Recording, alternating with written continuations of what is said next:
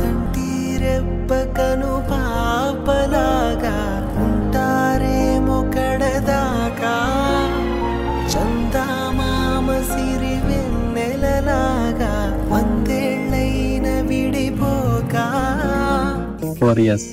మా తాతలు 4.5. సరే 4.5 years మన కష్టానికి రిజల్ట్